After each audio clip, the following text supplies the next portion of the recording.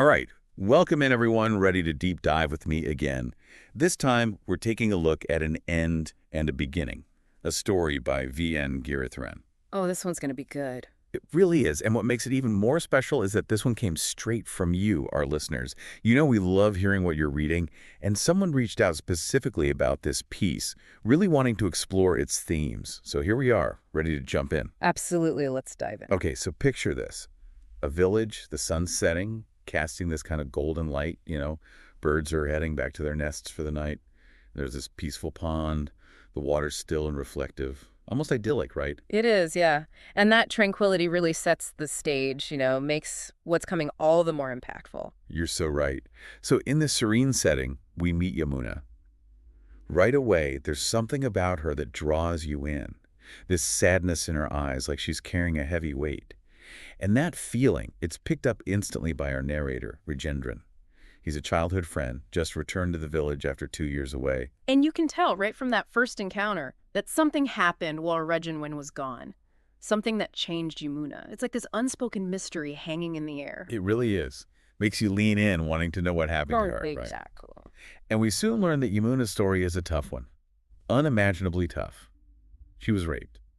And if that wasn't enough, her husband, Thayagam, left her because of it, abandoned her. Such a raw and honest portrayal of that situation. And Thyagaraj's reasons for leaving, his words about the shame, the social stigma, it's like the author is holding a mirror up to this society that punishes the victim instead of the perpetrator. It is, and it raises such a difficult question.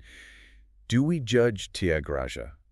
Or is there something more there, something the author wants us to grapple with? It's complex, for sure. He's clearly a product of this environment, tracked by its expectations. He is. But then you have Rajendran. And his reaction is what really sets him apart. He's furious, not just about what happened to Yamuna, but about the whole messed-up situation. He argues that true strength, true manhood, it lies in supporting Yamuna, not abandoning her when she needs someone the most. This feels like a huge turning point in the story, wouldn't you say? What do you think is driving Rajendran to push back against these societal norms so strongly? It's so interesting, isn't it? You see this different kind of masculinity in him, one based on empathy, on real compassion, and maybe, just maybe, it's his time away from the village that gave him that broader perspective. He sees the injustice of it all, and he refuses to just stand by and let it happen. And that sets the stage for what's coming next. Oh yeah, things are about to get even more interesting. They really are. We left off with Rajendran, passionately standing up for Yamuna and really calling out those societal norms that led to her being abandoned.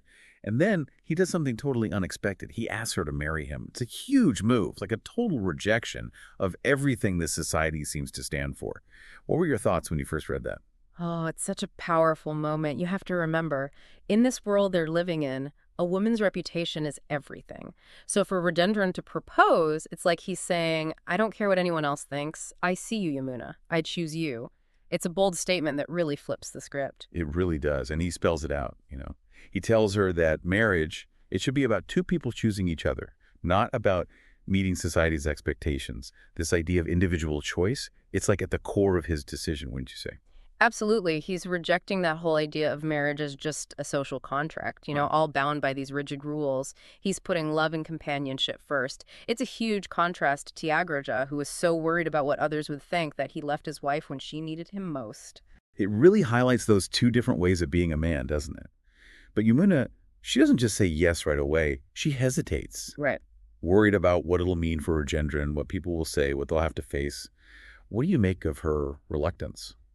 It's heartbreaking, really. It shows how deeply she's been hurt and how much those societal norms have gotten to her. It's like she's been made to feel like she's damaged, like she's not worthy of love anymore. Like she's not allowed to be happy. But Rajendran, he doesn't back down. He assures her, tells her he can convince his family that their understanding of each other, that's all that matters. He's willing to fight for her, to face all those challenges. And that's what gets to her, I think, that unwavering support, that willingness to stand by her side no matter what. It gives her that push to take a chance, to believe that maybe, just maybe, there can be a new beginning for her, a future where love and compassion can win out. And that's where the story leaves us, in this moment of uncertainty but also hope. We see them embrace as the sun sets, painting the sky with those deep reds and oranges reflecting on the pond. It's such a beautiful image, so symbolic. How did you interpret that closing scene? It's an ending, but it's also a beginning, right? The sun setting, it represents that chapter closing, the one filled with all that pain and those societal constraints. But there's also that feeling of a new day dawning, a future full of possibility. And the way it ends, it leaves you wondering, will their love be enough? What will they face? So many questions left unanswered. What kind of challenges do you imagine for them as they start this new chapter? Well, those societal pressures, those aren't going away overnight. The story showed us just how ingrained those beliefs are in this community. Will their families accept them? Will their neighbors turn against them? Those are real obstacles they'll have to confront. Makes you think bigger too, doesn't it? Can acts of defiance like this really change a whole society? Can their love, their courage, inspire others to question things, to break free from those expectations? That's the power of this story, I think. It forces us to ask those questions, to examine our own values and beliefs. How would we handle those kinds of challenges in our own lives? It doesn't give easy answers, but it does offer a glimmer of hope, a belief that human connection, that it can make a difference. It's a story that stays with you, makes you think, maybe even reevaluate some things.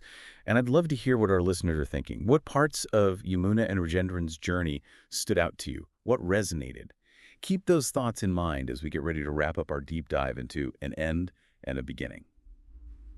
Welcome back, everyone. I'm so eager to hear what's been swirling around in your minds as we've been unpacking an end and a beginning. What really stood out to you in this story? What resonated? Oh, there's just so much to delve into here, isn't there? Yamuna's story is so deeply personal, and yet it speaks to these larger issues, these social forces that so many women face. It really makes you stop and think about those expectations, those unwritten rules that are just there, and the consequences of daring to challenge them. That's what makes this story so powerful, right? It works on these multiple levels. You've got this incredibly moving personal story, but it's woven together with these broader themes of societal norms, gender roles, and what it really means to be courageous, to show compassion. What parts of those larger themes really struck you? The way the author portrays that tension between individual choice and the pressure of society, it's really thought-provoking. Yamuna and Rajendran, they make this bold decision, a decision that goes against everything their community believes in. And it makes you wonder, can individual acts of defiance like that truly create lasting change? Can they make a real difference? That's the big question, isn't it? It's almost like the author is asking us that directly. We see Yamuna and Rajendran start on this new path, but the ending, it's open. We're left to think about what their future holds, what obstacles they might face, and whether their love will be enough to overcome those challenges. And it's those unanswered questions that really stick with you, you know? It doesn't wrap everything up in a neat little package. It leaves you thinking long after you've finished reading. It's like it invites us to become part of the story, to imagine those unwritten chapters, and to think about how we would navigate similar complexities in our own lives. Exactly, and that's what makes a truly great story, isn't it?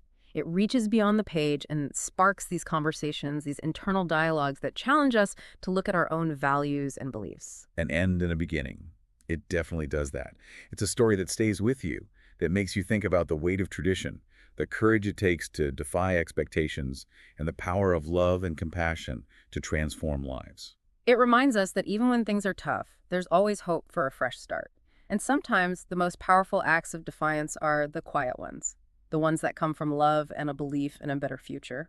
So well said. And on that note, I think it's time to wrap up our deep dive into an end and a beginning. We've explored so much, from the story's portrayal of social injustice to the complexity of individual choice and the strength of human connection. I hope this conversation has given you some new insights into this incredibly thought-provoking story. And if you find yourself wanting more of V.N.Giritharan's work, I can't recommend his other stories enough. They're sure to connect with anyone who appreciates nuanced characters and powerful themes that challenge the way we see the world. Thanks for joining us on this deep dive.